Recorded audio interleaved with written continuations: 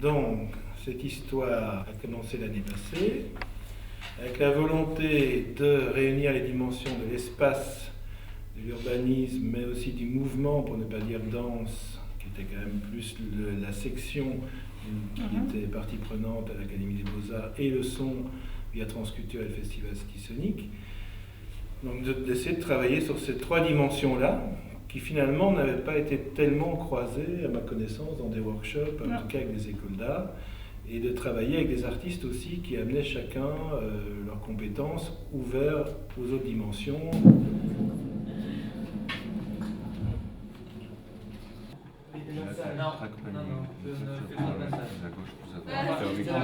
Passer à droite, à gauche. Donc n'oubliez pas de temps en temps de aussi réfléchir à ça, même dans le travail sonore qui demain ça va être vraiment important. Mais de temps en temps c'est dire ah oui, cette son était pris avec cette action. Il y a quand même une sorte dessiner, écrire, des cartes qui se dessinent, qui est liée aussi à l'action, comment le son a été enregistré, d'où venait l'idée, comment le déplacement a été fait.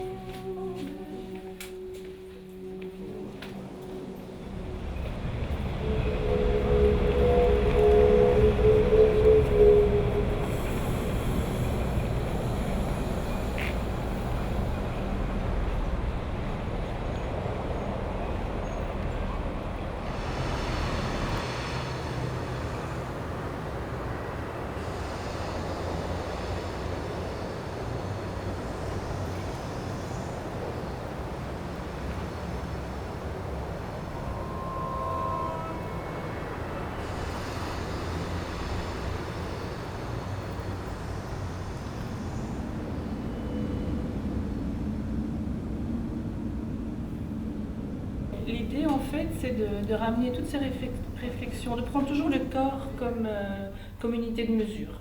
Ça, c'est important. C'est-à-dire que moi, j'enseigne l'architecture et très souvent, je vois que les étudiants n'ont pas toujours ce repère du corps dans l'espace.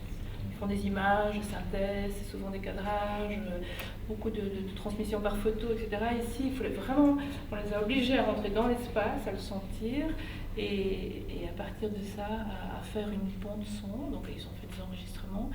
Ils font des bandes son, ils ont choisi des lieux, et par rapport aux enregistrements qu'ils ont fait, justement en marchant, en changeant de rythme, en faisant parfois, en tapotant la matière, en faisant parler l'architecture.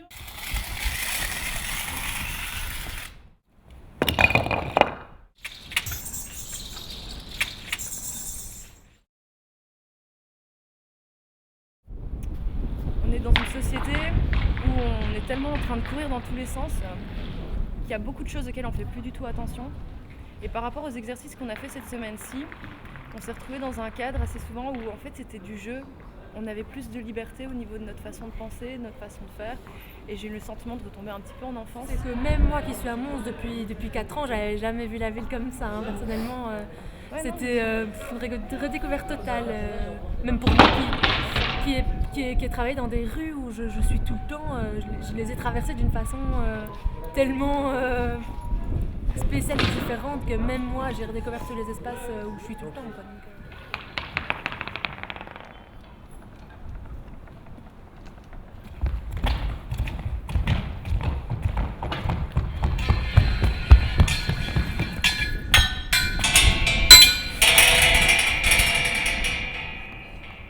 L'idée, c'est de faire un parcours dans la ville, de garder des traces à la fois, je dirais, de leur mouvement sonore. On en discutait avec Ayo et Stéphane Kozik tout à l'heure, c'est qu'en fait, l'espace, c'est pas qu'un réceptacle acoustique, ça ils en ont l'habitude, quelque part les architectes, mais c'est aussi un producteur de son. Et un producteur de son par le mouvement du corps dont tu parlais tout à l'heure. Et là, les trois disciplines se retrouvent intrinsèquement liées.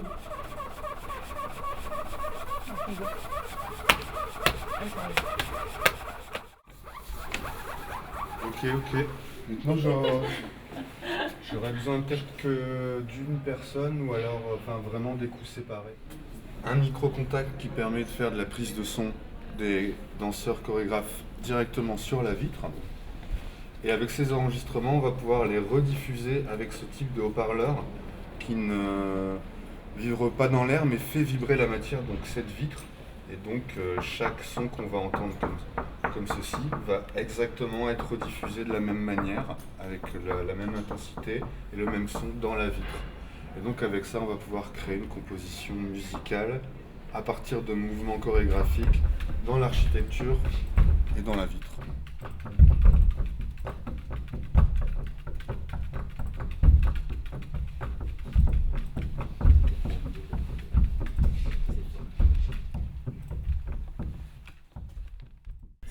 Cette bande sonore va censée convoquer quelque chose chez les gens.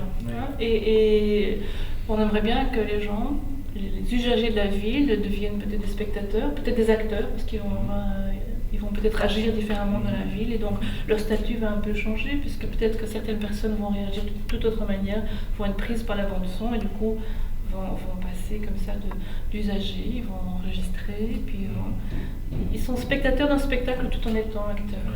C'est vraiment le principe d'ailleurs de Stislik, un parcours d'art sonore, une dérive au sens un peu Walter Benjamin ou même de Baudelaire, une dérive dans la ville où on recrée à la fois la ville se métamorphose par les sons, mais aussi le son fait du lien, fait trait d'union dans la ville entre des lieux différents et également génère un imaginaire puisque le promeneur est aussi auditeur et parfois producteur de son lui-même et donc tout ça fait boucle en fait et donc fait une œuvre itinérante et j'espère que ça sera bien.